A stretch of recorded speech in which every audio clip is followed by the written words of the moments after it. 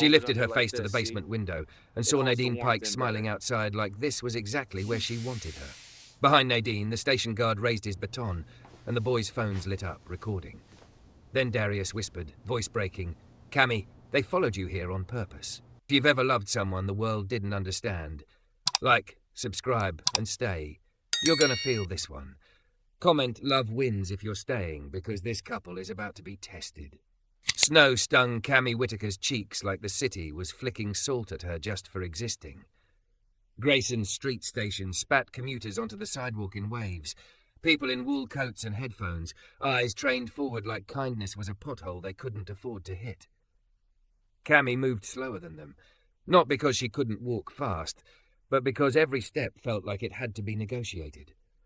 Her coat was unbuttoned at the bottom where it always pulled tight.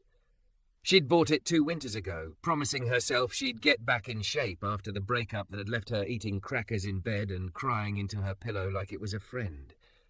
The shape never left. She hadn't gotten back anywhere. She'd simply become soft in the middle, full in the hips, thick in the thighs, a body that filled space the way a warm lamp filled a room. Some days she loved it. Tonight she just wanted to be invisible. Her arms were full. A paper bag from the corner market, a tote with her work laptop, and a second bag she kept tucked close as if the cold might try to steal it. The wind shoved at her, testing her balance. She tightened her grip and felt the handles bite her fingers. That was when she saw him. Not the usual crouched figure with a cup. Not someone shouting or swaying or sleeping.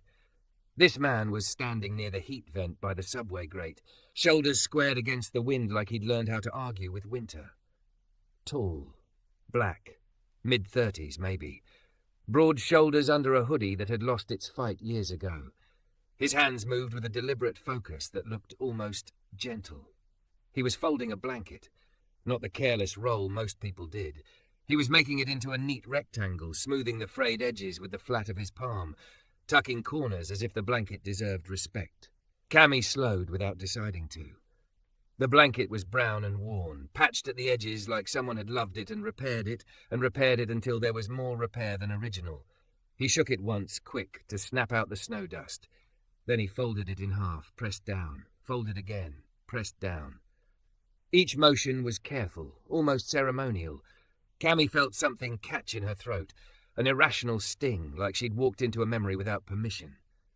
He looked up, sensing her presence. His eyes were tired but steady. Not pleading, not hostile, just present. He didn't ask for money, didn't perform need. He simply watched her with a cautious curiosity, as if waiting to see which version of the world she would choose to be. Cami's fingers went numb around the bag handles. She could keep walking. She knew the script. Keep your head down. Don't make it complicated. Don't invite danger. But the blanket sat there in his hands like a quiet accusation. We can fold care into something broken. She stopped. The cold filled the pause between them. Cars hissed past on slush. Someone laughed too loud in the station entrance. The city kept breathing. "Your corners are perfect," Cami heard herself say, and immediately regretted it, because who comments on a stranger's blanket folding? His mouth twitched, not quite a smile. "Keeps the wind out," he replied. His voice was low and rough at the edges, like it had been sanded by nights outdoors. Cami shifted the bags in her arms. The second bag, the one she protected, knocked against her coat. She pressed it closer without thinking. He noticed. His eyes flicked to the bag, then back to her face, politely refusing to pry. Cami exhaled and realized she'd been holding her breath like she was bracing for a punch. "Do you want help?" she asked, the words out before she could talk herself out of them. A beat of silence. Most people took help like it came with hooks. Most people offered it like it came with conditions. He studied her hands, her stance, the way she didn't step too close, the way her weight shifted as if she was ready to move if he said no. "Why?" he asked, not unkindly, just honestly. The question hit harder than it should have. Cami swallowed. She thought of the way her apartment felt too quiet lately. The way she'd been practicing smiling in the mirror, like she'd forgotten how. The way she had started folding little things at home, tiny fabric, tiny socks, then stopping halfway because it felt like tempting fate. "I don't know," she admitted. "Because it's cold. Because you're doing it like it matters." His gaze softened in a way that made her chest ache. He looked down at the blanket, then held it out, not fully releasing it, but offering the edge the way you might offer someone the end of a ribbon. Cami set one of her bags down carefully, then the other, keeping her tote strap looped around her wrist like an anchor. She crouched and took the blanket's corner. The fabric was rough, stiff from the cold, smelling faintly of smoke and laundry detergent that didn't quite cover the street. "Fold twice," he said quietly, "then tuck." Cami nodded as if she'd been given sacred instructions. They moved together, a simple rhythm. Fold, press, fold, press. The blanket became smaller and neater, a little island of order in the chaos of the sidewalk. Her fingers ached, but the ache felt clean. A gust of wind slammed into them. Cami's hair whipped across her face and stuck to her lip gloss. She pushed it back with her wrist, embarrassed. He stepped slightly to block the wind from her side, subtle, instinctive, not touching her, just positioning himself like a shield. It made her stomach twist, not with fear, but with a sudden, stupid gratitude. "What's your name?" she asked, because if she didn't turn this into a real moment, she might chicken out and run. He hesitated. "Darius." Cami nodded, tasting the name. "I'm Camryn. Cami." "Cami," he repeated softly like he was checking how it sat in his mouth. "You shouldn't be out here stopping for strangers." "I know," she said, and surprised herself by adding, "but you shouldn't be out here at all." Darius's eyes flickered, a quick flash of something, pain, maybe, or the exhaustion of explanations. "Life got loud," he said. "Then it got quiet. I didn't know where to put myself after that." Cami's throat tightened. She didn't ask what he meant. She didn't need the details to hear the truth in it. They finished the final tuck. Darius pressed down on the folded blanket with the heel of his hand, like sealing an envelope. For a second, his fingers lingered there, as if he was trying to press warmth into it by force of will. Cami looked at his hands. His knuckles were cracked. The skin around his nails was raw. He wore thin gloves with the fingertips missing. When he flexed his fingers, she saw the tremor, tiny, controlled, like he was trying not to show how cold he truly was. "Your hands," she started. "I'll be fine." It came out automatic, the way people say it when no one ever is. Cami stood and grabbed the grocery bag, then the tote. The other bag, the protected one, she held tighter. Her heartbeat thumped in her ears, loud and personal. She reached into the grocery bag and pulled out a pair of thick socks she'd bought without thinking, the kind with fleece lining. Then she pulled out a small packet of hand warmers.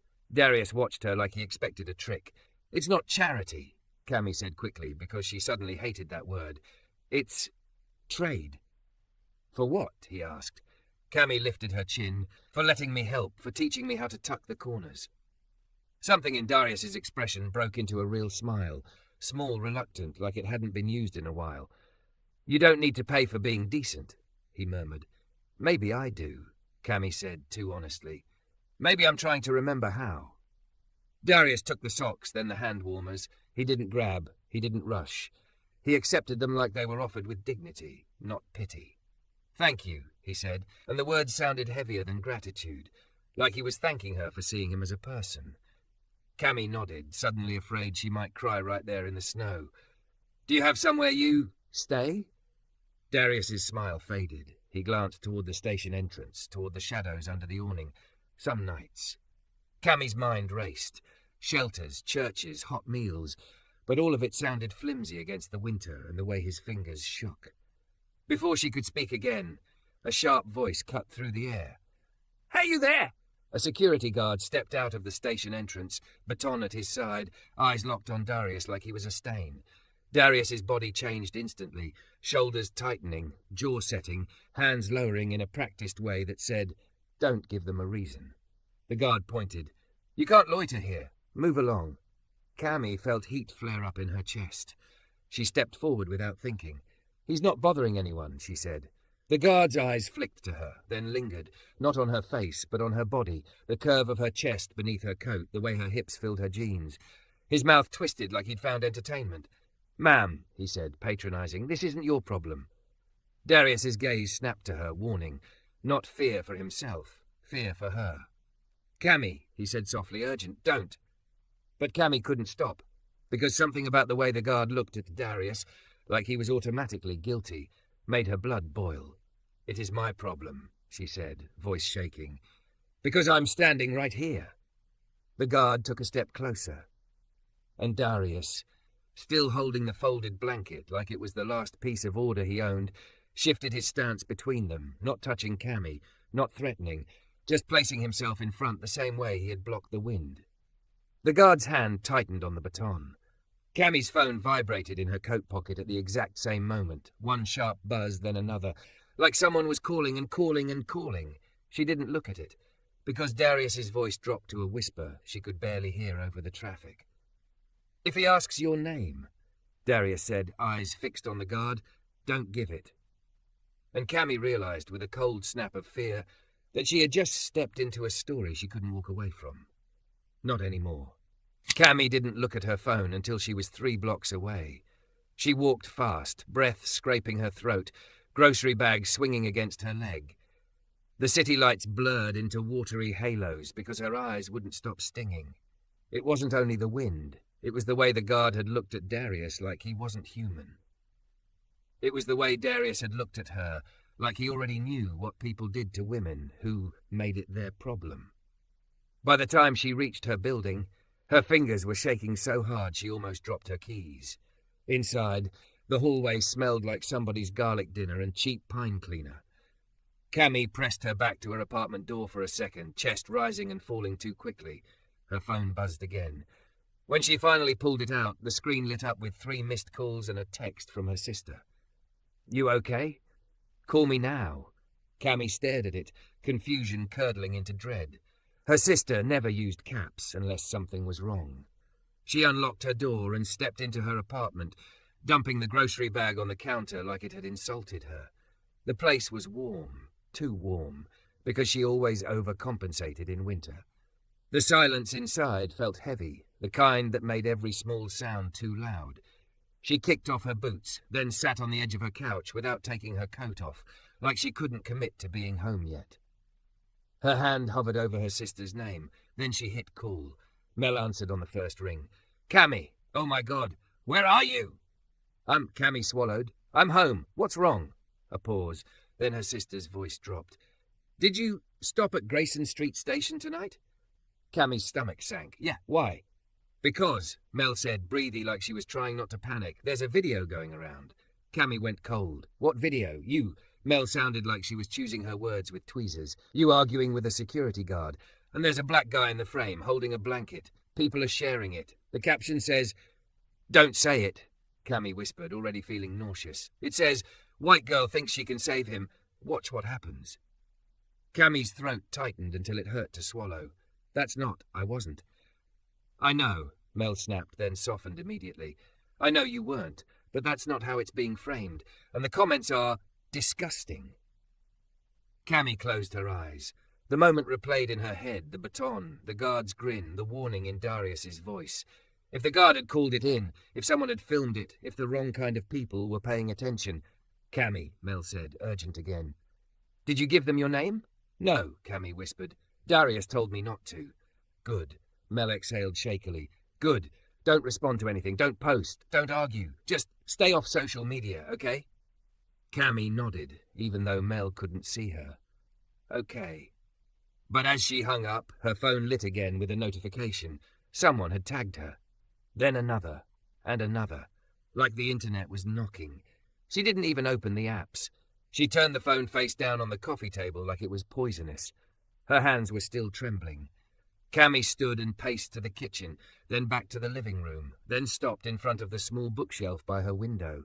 Her eyes landed on a box on the top shelf, plain cardboard, taped shut on 3 sides, labelled in her handwriting. Baby clothes. Her chest squeezed. She hadn't opened it in months. Not since the ultrasound appointment, where the room had been bright and the technician had been quiet, and then suddenly everything in the world had changed shape. Cami reached up, fingertips touching the edge of the box as if it might burn her. She pulled her hand away quickly, ashamed of how much she wanted to open it, and ashamed of how terrified she was to do it, because wanting again felt like tempting grief. She went to bed without eating. She lay on her side, knees tucked up, listening to the heater click on and off. Snow ticked softly against the window. Her phone buzzed a few more times before she shoved it into a drawer. In the dark, she saw Darius's hands. Fold. Press. Fold. Press. Like order could be made even when everything else was falling apart. The next morning, she woke to a knock on her door. Not the polite tap of a neighbour. Not a delivery. A firm, authoritative knock that made her heart leap into her throat. Cami froze, then forced herself to move. She padded to the door, peered through the peephole. 2 people stood in the hallway. The building manager, Mr. Haskins, and a woman Cami didn't recognise. Mid-40s, tight bun, blazer, the kind of posture that didn't bend. Cami's mouth went dry. She opened the door a crack, chain still on. "Hi?" Mr. Haskins gave her a strained smile. "Morning, Camryn. This is Miss Pike." The woman stepped forward. "Camryn Whitaker?" Cami's throat tightened. "Yes." "I'm Nadine Pike," the woman said. "Security consultant. I work with the Transit Authority. We're following up on an incident at Grayson Street Station last night." Cami's blood ran cold. I wasn't. "We're not accusing you of anything," Nadine said smoothly, but her eyes were sharp. "We'd like to ask a few questions." Cami's palms went sweaty. She kept the chain on. "Why here?" Nadine's mouth tightened. "Your face was visible in a video. Someone identified you." Cami felt her knees go weak. "How?" Mr. Haskins cleared his throat, uncomfortable. "People talk, Cami. The internet." Cami stared at him. "Did you tell her where I live?" Mr. Haskins looked away. "They came with your name." "I didn't." Nadine lifted a hand. "We're here to confirm details and make sure you're safe." Cami's laugh came out brittle. "Safe from who?" Nadine didn't answer immediately, and that silence was its own kind of answer. Cami's stomach churned. "The guard was harassing him," she said, voice shaking. "Not the other way around. He wasn't doing anything wrong. He was folding a blanket." Nadine's eyes flicked like she was registering something. "You know his name?" "Darius," Cami said. It felt wrong to say it out loud, like she was breaking a promise. Nadine's gaze sharpened. "Last name?" "I don't know." Nadine paused, then took a step closer to the chain. Too close. "Camryn, videos like this attract attention. Sometimes the wrong kind. Sometimes predators. People who treat this like entertainment." Cami's heart pounded. "So what do you want from me?" Nadine's tone shifted, becoming more direct. "Did he threaten you? Touch you? Ask you to go somewhere with him?" Cami recoiled like she'd been slapped. "No, he protected me." Nadine's expression flickered. Surprise, annoyance, something. Cami tightened her grip on the door. "He told me not to give my name. He was looking out for me." Nadine's eyes narrowed, or controlling the narrative. Cami's voice rose. "You didn't even see him. You didn't see his hands shaking. You didn't hear the guard. You didn't." Nadine's phone buzzed. She glanced down at it, then back up at Cami, face suddenly more serious. "It's escalated," Nadine said quietly. Cami's mouth went dry. "What has?" Nadine tilted her phone so Cami could see. A screenshot of a message thread. A group chat, maybe. The name at the top was blurred out. The message at the bottom wasn't. "We found her building." Cami's vision tunneled. That's not real. Nadine's gaze stayed locked on hers. "It's real enough to take seriously." Mr. Haskins swallowed hard. "Camryn, should we call the police?" Cami's mind spun. Police meant questions. Police meant reports. Police meant her name attached to something forever. But the message sat there like a threat carved into stone. Cami forced herself to breathe. In. Hold. Out. Long. She didn't know where she learned the pattern, but it was the only thing holding her together. "What do I do?" she whispered. Nadine's voice softened, but only slightly. "You keep your doors locked. You don't go out alone for the next few days, and you tell me everything you remember about him." Cami stared at the screenshot again, then looked up, anger flaring beneath the fear. "Why?" she asked, voice steadier now. "So you can blame him? So you can turn him into the villain because that's easier than admitting your guard abused his power?" Nadine's jaw tightened. "We're assessing risk." "No," Cami said, surprising herself with the steel in her own tone. "You're assessing who to sacrifice." Haskins shifted uncomfortably. Cami didn't look away from Nadine. "If you want to keep me safe," she said, "then find the people who posted that message. Find the guard who started this. Don't come to my door acting like the only danger is the black man folding a blanket." For a second, Nadine's eyes flashed. Anger, then calculation. Then she nodded once, curt. "Fine," she said, "but you still need a plan." Cami's chest rose and fell. Her hands were shaking again, but her voice stayed firm. "My plan," she said, is to make sure he's safe too. Nadine's expression hardened. You can't save everyone, Camryn. Cami swallowed, thinking of the box labelled baby clothes, thinking of all the ways she'd failed to save the person she wanted most. I'm not trying to save him, Cami said softly. I'm trying to not be the kind of person who walks past. Nadine stared at her for a long moment, then stepped back. We'll be in touch, she said. Don't open your door to anyone you don't know. Cami nodded, numb. As soon as the hallway was empty, she shut the door, slid the deadbolt, and leaned her forehead against the wood, shaking. Then she turned, crossed the living room, and went straight to the bookshelf. She reached up and pulled down the box. Baby clothes. Her hands trembled as she peeled back the tape. Inside were tiny folded things she hadn't touched in months, a pale yellow onesie, soft socks, a little knit cap. Cami sank to the floor with the box in her lap, and for the first time since the night at the station, she let herself cry, hard, ugly, silent sobs that made her shoulders quake. Because the threat outside her door wasn't the only thing haunting her. The real winter had already started, and she had no idea how to survive it. Cami didn't leave her apartment for 2 days. Not because Nadine Pike told her not to, but because fear had a way of shrinking the world until your own hallway felt like a dare. She worked remotely, answered emails with hands that wouldn't stop trembling, and kept the deadbolt locked like it was the only thing holding her life together. At night, she kept hearing the guard's voice. This isn't your problem. And then Darius's whisper. If he asks your name, don't give it. And beneath those voices, another sound. The soft snap of tape when she opened the box labelled baby clothes. She hadn't planned to touch them, but once she did, she couldn't stop. Tiny onesies, folded too carefully, socks the size of her thumb, a knit cap that smelled faintly like lavender because she'd been foolish enough to wash it in baby-safe detergent back when hope still felt safe. She took them out and refolded them in neat stacks, as if the act could put something back where it belonged, as if order could undo loss. Fold, press, fold, press.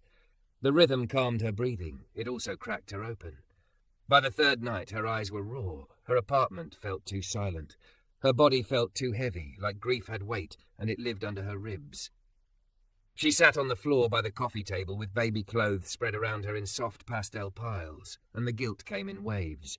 Guilt for the pregnancy she had celebrated too early. Guilt for the ultrasound room where the technician's face changed. Guilt for the way she'd stopped talking about it afterward. Like silence could erase the fact that she'd been a mother, even briefly. Guilt for the way she'd let the world keep moving while she stood still. And now, guilt for Darius. Because she couldn't stop thinking about him. Not in a romantic way. Not yet. More like a bruise you keep touching to check if it's real. He had looked at her like she was someone worth warning. Like she mattered. And if the internet had found her building, then the internet could find him too. Cami stared at her phone, face down on the table. She'd been avoiding it, but avoidance didn't erase reality. She flipped it over and opened the browser, hands shaking. She typed, Grayson Street Station blanket video. Her heart slammed as results loaded. The clip had spread everywhere. Reposted by accounts that lived off other people's humiliation. Edited, looped, captioned with cruel jokes. People arguing about her body like it was public property. People mocking Darius's worn clothes like they were proof he deserved the cold. But the worst part wasn't the comments. It was the new angle. Someone had uploaded a longer clip, filmed from farther down the sidewalk. It showed the guard stepping closer, baton visible. It showed Darius shifting into place, his body a barrier, not threatening, just protective. And then, clear as day, the guard leaned in and said something. The microphone didn't catch the words, but his grin did. The way his eyes tracked Cami's body did. The clip ended just before Cami's phone buzzed in her pocket. The caption read, She don't know he set her up. Watch him block her like a pimp. She's gonna get hurt. Cami's stomach turned. Her hands went cold. She scrolled down and saw a thread of comments that made her vision blur. We found her building. She thinks she's safe. Let's see if she still loves helping when it's her. Her skin crawled. She closed the app and pressed the heel of her hand to her forehead, breathing hard. She wanted to call Nadine Pike. She wanted to call Mel. She wanted to call the police. But instead, a different thought rose, quiet and steady.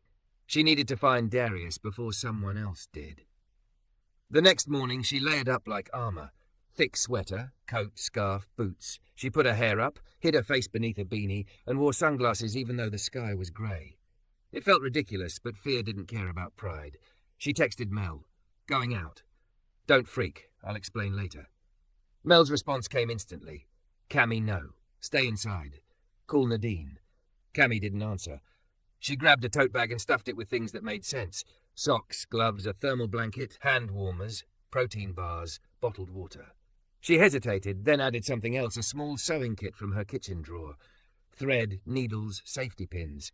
Tiny tools for mending. Then she paused by the baby clothes box. Her fingers brushed the knit cap. She didn't take it. It felt too intimate, too much like giving away something sacred. But she did take a small white onesie, the simplest one with no prints, just soft cotton. She folded it into a neat square and tucked it into the side pocket of the tote like a secret. Then she left. The elevator ride down felt like falling.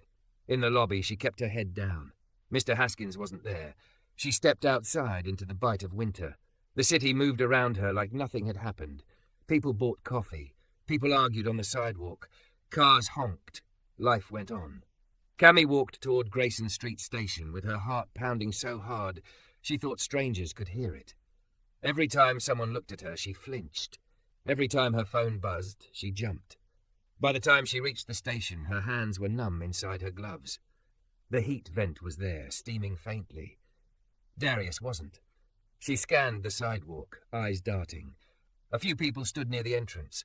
A man slept curled against a wall farther down. A woman pushed a cart with bags clinking like bottles. But no Darius. Cami's throat tightened. Maybe he'd moved. Maybe someone had chased him off. Maybe. Ma'am. Cami spun. An older black woman stood near a newspaper stand, bundled in layers. Her eyes were sharp and assessing. She looked at Cami like she was reading a headline. You looking for the blanket man? The woman said flatly. Cami froze. I don't... Baby, the woman cut in, not unkind. You don't gotta lie. Your eye's been searching since you got here. Cami swallowed. Yes, she admitted. His name is Darius. The woman's mouth tightened. He don't tell that name to everyone. Cami's chest ached. I know. I need to make sure he's okay. The woman studied her sunglasses, her scarf, her trembling hands around the tote strap. People been coming, she said quietly, not for kindness. Cami's blood ran cold. Have they hurt him? The woman didn't answer right away, which was answer enough. He ain't stupid, she said finally. He moved. He don't sleep by the vent no more. He's got a spot. Where? Cami asked, voice cracking. The woman looked away. Why you care so much? Cami felt tears sting her eyes behind the sunglasses. She didn't know how to explain it without making it about herself, and she hated that, because it wasn't about her. It was about the way the world punished people for being seen. I lost someone, Cami whispered. And I keep thinking, if I'd done something different, maybe. Her voice broke. She swallowed hard. The woman watched her for a long moment, then sighed. Name's Miss Loretta, she said. You can call me Retta. And if you're lying, I'll know. Cami nodded quickly. I'm not. Retta's eyes softened just a fraction. Okay, she said. Listen close. You take that alley by the pharmacy. You go down behind the closed diner, Gino's, the one with the busted neon sign. You'll see a loading dock. There's a stairwell there. Don't go stomping in like you own the place. You stand back. You call his name once. Then you wait. Cami's heart thudded. Thank you. Retta held up a finger. One more thing. Cami waited. Retta leaned in, voice low. If you see them boys with the phones, hoods up, eyes too hungry, turn around. They ain't there to help nobody. They there to make a show. Cami's stomach clenched. Okay. Retta stepped back, eyes narrowing again. And if you do find him, she added, don't bring trouble to his door. Cami nodded, throat tight. I'll be careful. Retta looked at the tote bag. What you got in there? Cami swallowed. Warm things, food. Retta's gaze lingered. You got a weapon? Cami shook her head quickly. No. Retta nodded once. Good, because fear makes people stupid. Cami wanted to argue that fear was making her brave, but she understood what Retta meant. Fear could also make her careless. She walked toward the alley with careful steps, every nerve awake. Behind the pharmacy, the air smelled like trash and cold metal. The diner was there, Gino's, its neon sign flickering open, even though the place looked dead. A cat darted between dumpsters. Cami's boots crunched on ice as she approached the loading dock. A stairwell door sat half ajar, like someone had slipped in and never fully closed it. Her heartbeat thundered. She held the tote strap with both hands, knuckles white. She remembered Retta's words. Stand back. Call his name once. Wait. Cami stopped a few feet from the door. Her breath came out in clouds. Darius, she called, voice shaking but clear. Silence. Then a sound, soft, controlled movement inside, a pause, another. Cami's mouth went dry. She almost turned, convinced she'd done something wrong. But then the door opened wider. Darius stood in the shadow of the stairwell, face half lit by weak daylight. His eyes locked on her, and the first thing he did wasn't smile. It was step forward, scanning the alley behind her, scanning the street, checking for a tail. Then his gaze snapped back to her face, sharp. "Did you bring anyone?" he asked. Cami's throat tightened. No. Darius's jaw flexed. He looked thinner than she remembered, cheeks hollowed by winter. His hands were gloved, but she could still see the rawness around his knuckles. The blanket wasn't visible. "You shouldn't be here," he said, voice rough. Cami swallowed hard. "I know." Darius's eyes softened for half a second, then hardened again like he was forcing it. "They posted your building," he said quietly. "I saw it." Cami's chest squeezed. "I saw it too." Darius stared at her like he was trying to understand why she would come anyway. Then his gaze dropped to the tote bag. "What is that?" Cami's voice shook. "Warm stuff. Food? I wanted to make sure you were okay." Darius's shoulders rose in a slow breath, then lowered. "You don't understand," he said, and there was pain in the words. "When people like you get involved, they don't just come for you, they come for me." Cami felt tears burn behind her sunglasses. She pulled them off, needing him to see her eyes. "I do understand," she whispered. "That's why I came." Darius stared at her bare face, and something in him shifted, like a door unlocking. Not fully, not safely, but enough. He stepped aside. "Then don't stand in the open," he said, voice low. "Come inside, quick." Cami's breath caught. She took one step toward the stairwell, and a laugh echoed from the mouth of the alley. A young voice. Too close. Cami's blood froze. Darius's eyes snapped past her shoulder, face going deadly still. And Cami knew with sick certainty that they weren't alone. The laugh scraped through the alley like a bottle dragged across concrete. Too loud, too pleased with itself. Cami froze mid-step. Her boots didn't move. Her lungs didn't either. Darius's face went still in the doorway, the kind of stillness that wasn't calm but practiced, like his body knew exactly what came after that sound. His eyes flicked once, fast, over her shoulder, then back to her. "Inside," he said, low and urgent. Cami's hands tightened around the tote strap until her knuckles hurt. She took a step toward him, but the laugh came again, closer now, and a voice followed it. "Yo, blanket man," someone called, bright with cruelty. "You in there hiding with your white savior?" Another voice, younger, filmed for an audience. "Bro, you see this? This is the girl from the video. This is her, right here." Cami's stomach dropped. Her skin went prickly under her sweater. She wanted to turn around and run, but her legs felt like they belonged to someone else. Darius grabbed the edge of the stairwell door and yanked it open wider. He didn't touch her, not yet, but his body angled again, the same protective block he'd done at the station, leaving her one safe path. "Move," he said, and this time his voice was sharper. "Now." Cami stepped into the stairwell, heart punching her ribs. The air inside smelled like damp cement and old fryer grease from the diner next door. Darius followed, pulling the door shut behind them. Immediately, the outside noise muted to a dull roar. Then the handle rattled. Hard. Cami jumped, a small sound catching in her throat. Darius lifted a finger to his lips. His eyes were locked on the door, listening, calculating. The handle rattled again. Someone kicked the bottom of the door, testing it. The metal shuddered. "Open up," the first voice sang. "We just want to talk." A third voice chimed in, taunting. "She folded your blanket. Now you fold her, huh?" Cami's face burned hot with humiliation and fear. Her body, curvy, soft, obvious, had always been treated like commentary. Tonight it felt like bait. Darius's jaw tightened. He didn't answer them. He didn't react. He simply scanned the stairwell, up, down, then moved. He took Cami gently by the elbow, the lightest touch, and guided her down 2 steps to a shadowed landing where the door's small window couldn't frame her face. "Stay behind me," he murmured. "Quiet." Cami nodded, swallowing hard. Her breaths came fast and shallow. Darius's gaze snapped to her eyes. "Breathe," he said, like an instruction and a promise. "In." Cami inhaled, shaky.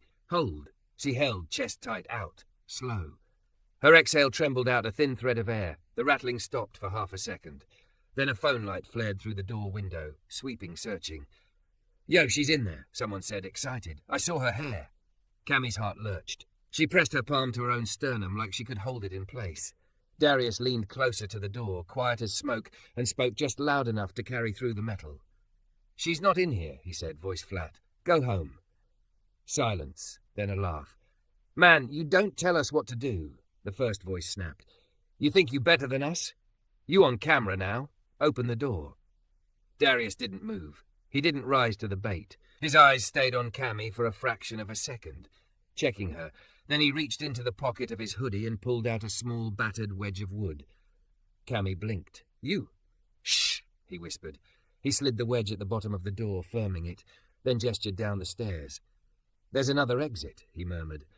"Basement. Leads behind the diner. We go out, we don't look back." Cami's throat tightened. "What about you?" Darius's eyes flicked away. "I'll be fine." The automatic phrase again. The lie people used like armor. Cami shook her head, fierce. "No." Darius's face hardened, but there was something pained in it too, like he didn't want to be responsible for her fear. The door banged again, harder.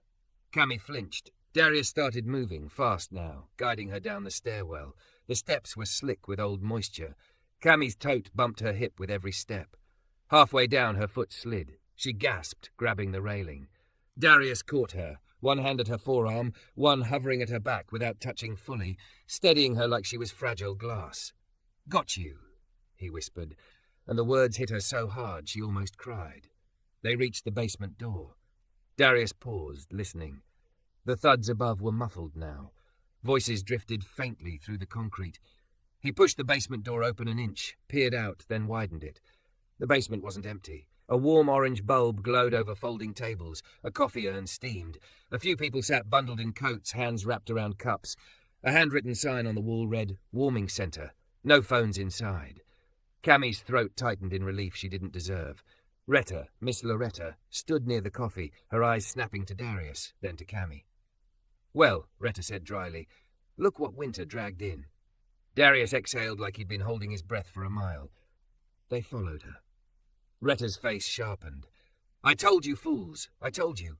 Cami's cheeks flushed. "I'm sorry, I didn't think." Retta waved her off. "Baby, the world thinks for you. That's the problem." She pointed to a corner. "Sit. Warm up. Keep your face down."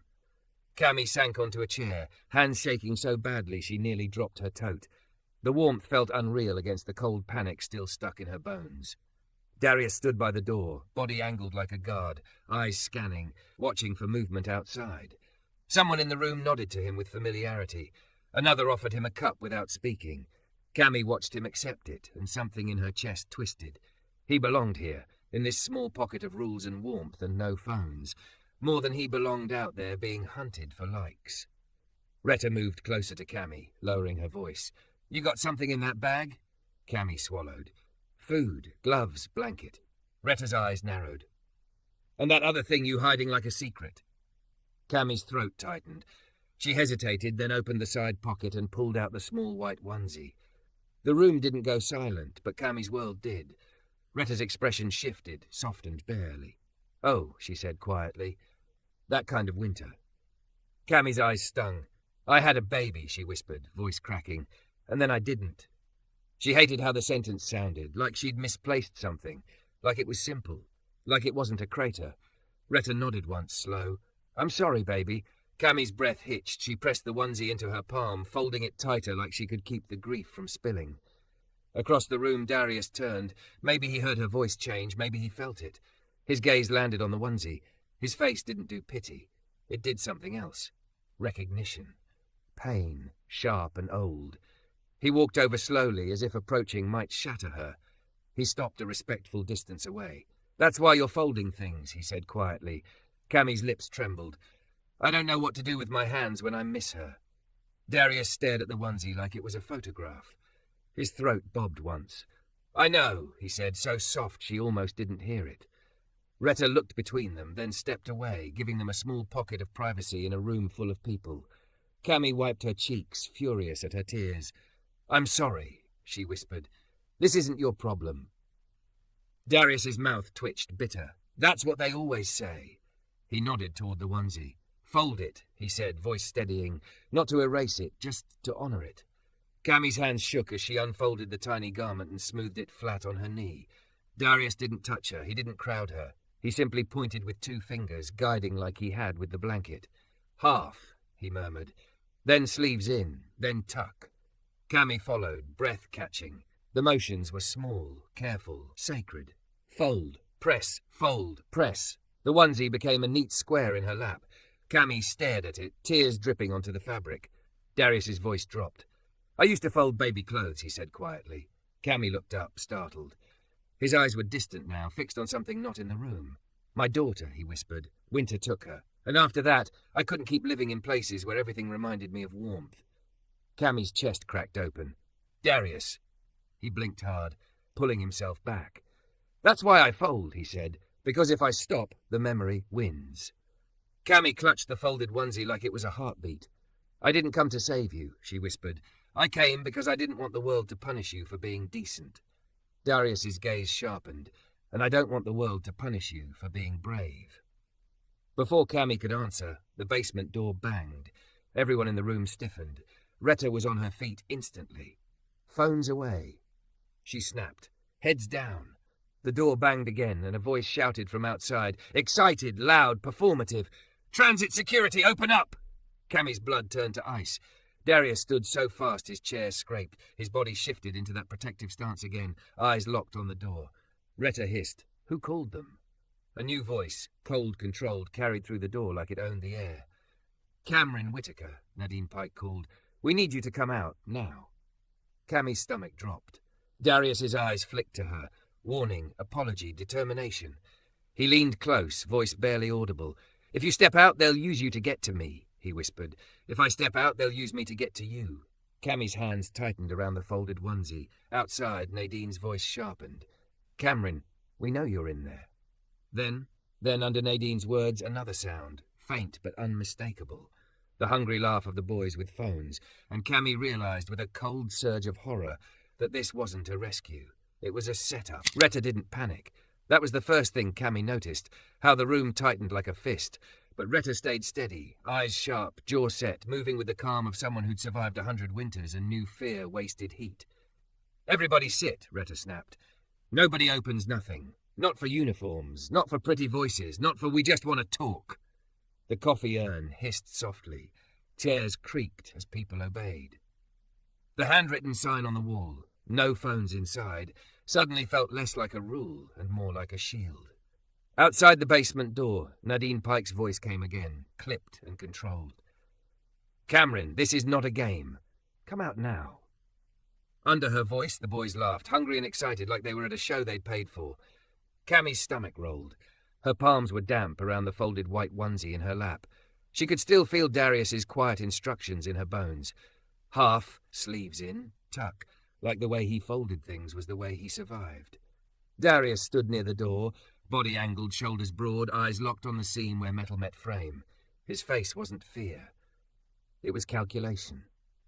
Cami watched him swallow once, hard, like he was holding back the urge to sacrifice himself just to make the threat disappear. "If you go out," he murmured without looking at her, "they'll put your face on a headline and call it safety. If I go out, they'll call it proof." Cami's throat tightened. "So what do we do?" Retta tapped her finger against the coffee table twice, like a metronome.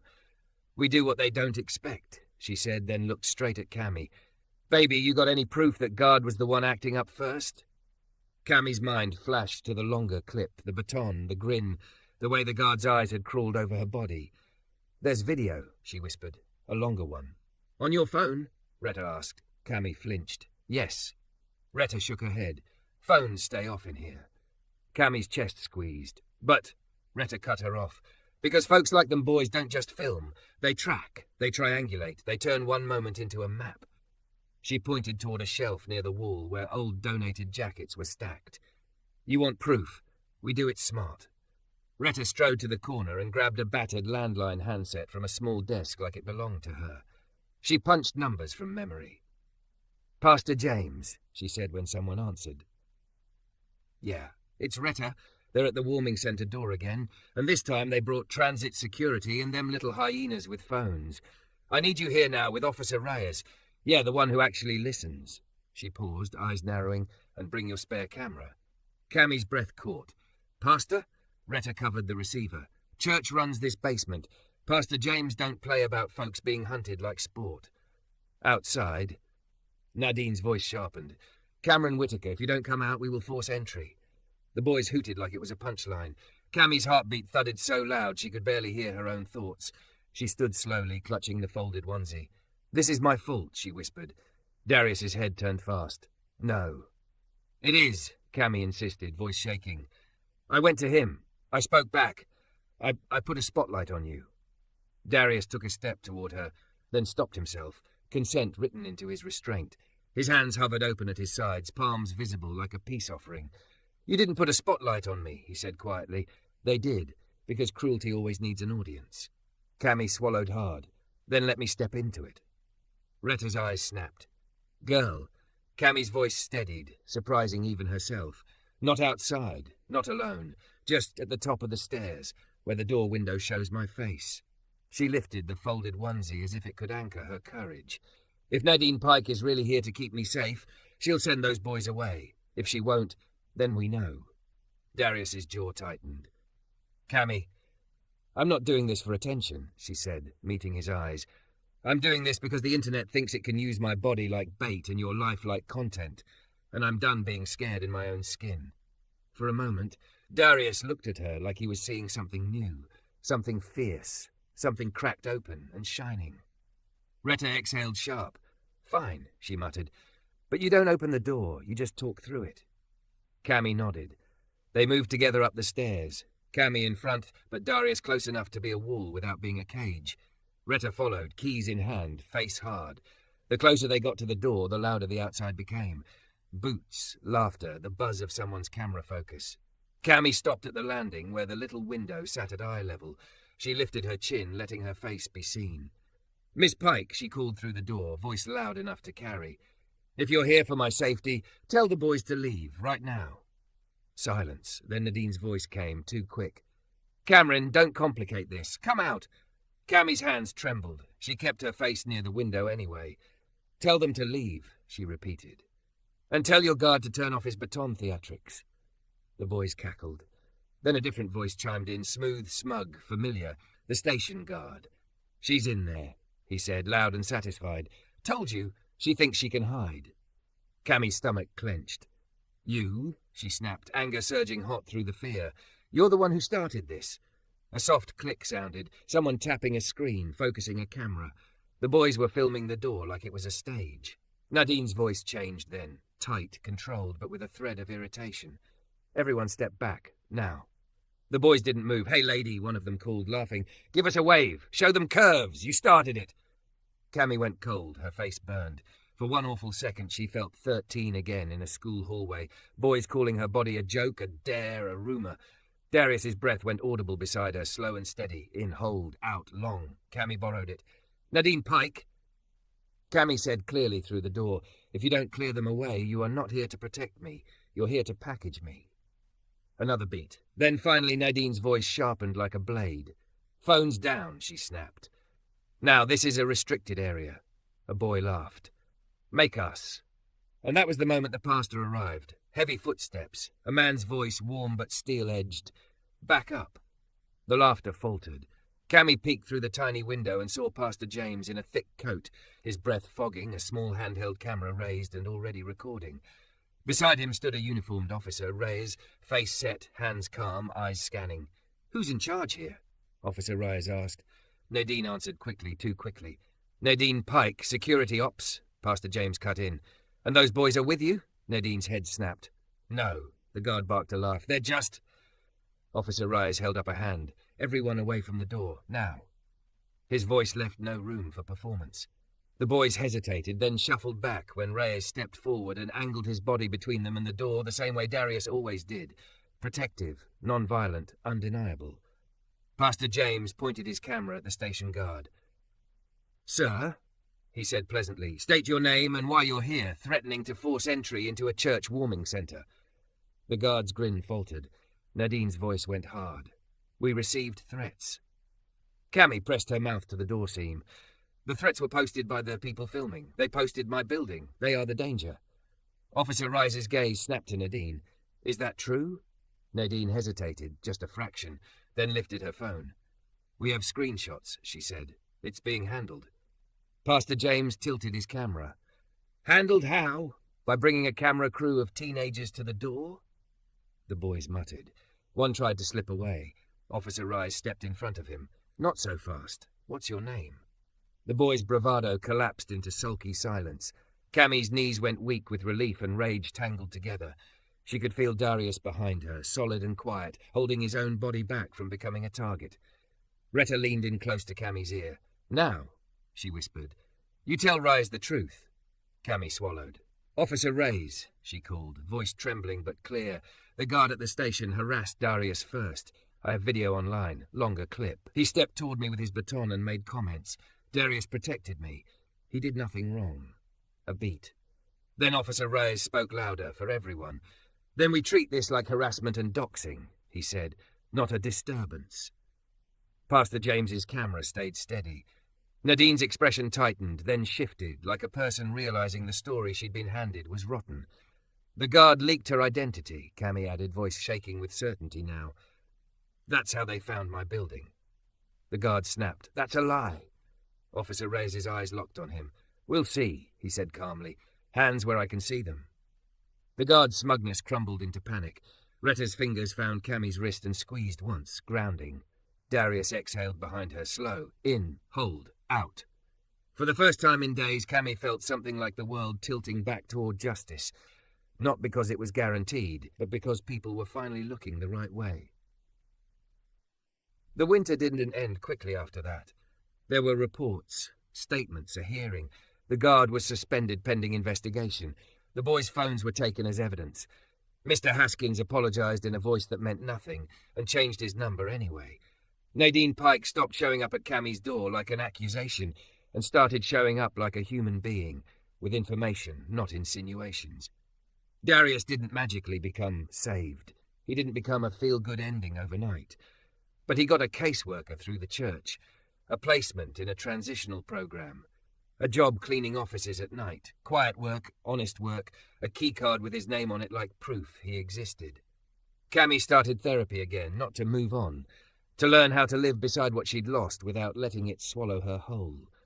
Some nights, she sat at her kitchen table with a mug of tea and folded the onesie, then unfolded it, then folded it again. Not because she was stuck, but because her hands needed a language grief understood. Darius never asked for her address, never pushed, never tried to own her story. He just showed up at the church some evenings when she volunteered, kept a respectful distance, and spoke to her like she wasn't a headline or a body or a mistake. And somewhere between January's numb days and March's weak sun, Cami realized she wasn't afraid of him. She was afraid of wanting anything again. Next winter came softer, not gentle, just softer. Cami stood in her apartment doorway with a belly that rounded her already curvy frame into something almost unbelievable. Her eyes were wet before she even spoke. Darius stood in the hallway holding a paper bag from the market and a small box under one arm. He looked stronger than last year, still tired, still steady, but no longer hollowed out by street cold. I brought soup, he said, voice low, and Retta told me to bring this. He held out the box. Inside were tiny baby clothes, second-hand, washed, folded neatly, corners tucked perfect. Cami covered her mouth with her hand. A sound escaped her that was half laugh, half sob. Darius didn't step in until she nodded. In her living room, beneath warm lamplight, Cami laid the baby clothes out on the couch the way she once laid out grief. Her hands shook. Darius sat beside her, but not touching. Close enough to share warmth, far enough to respect fear. He pointed with 2 fingers the way he always did. Half, he murmured, voice gentle. Sleeves in, then tuck. Cami's breath hitched. She followed his hands. Fold, press, fold, press. Tears fell onto the fabric. This time they weren't only pain. Darius's voice softened. You don't have to be brave every second, he said. Cami swallowed, looking at the neat stack of tiny folded clothes, the future sitting right there in cotton and hope. "I'm not," she whispered. "I'm just not alone." Darius nodded, eyes shining. "Neither am I." And in the quiet of her home, snow tapping the window like a memory, he helped her fold baby clothes the way he once folded a blanket, not to pretend the cold never came, but to prove warmth could return.